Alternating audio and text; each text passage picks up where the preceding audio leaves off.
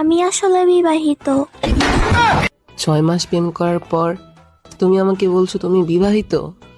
আমার ডিভোর্স হয়েছে।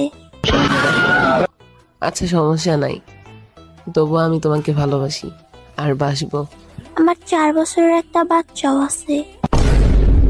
থাকুক, আমি সেটাও মেনে নিলাম। আমি আসলে স্কুলে পড়াই না, মানুষের বাসায় কাজ করি। থাকুক, তুমি তো আর চুরি করো না, মেনে নিলাম। ভাইয়া আমি আসলে মেয়ে না। আমি ছেলে।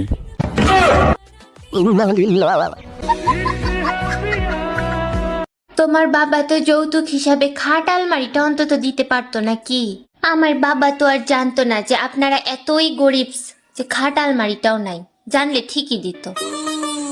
তোমার মা কি তোমাকে কিছুই শেখায় নাই? তো আপনি আমার মাকে বলবেন না আপনার একটা পারফেক্ট কাজের লোক লাগবে, তাহলেই তো আমার মা আমাকে A to Z শিখিয়ে পাঠাতো।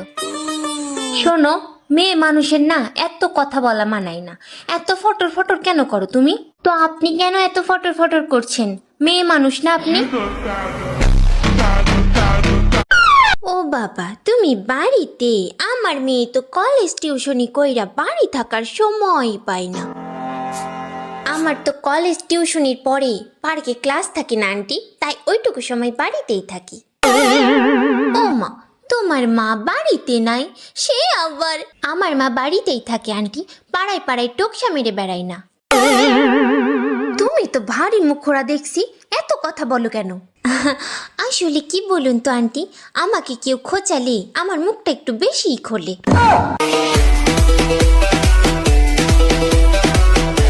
ভাই, তোর বার্থডেতে কি গিফট নিবি? তোর বাপের সম্পত্তি দিবি? ভাই 10 টাকা দে তো, রিটার্ন কবে পাবো? ভাই খুব বোরিং লাগছে, কি করা যায় বলতো? গায়ে আগুন ধরিয়ে নে। এ ভাই, কি বলছিস এসব? সোজা কথা কি সোজা ভাবে বলতে পারিস না? না পারি না।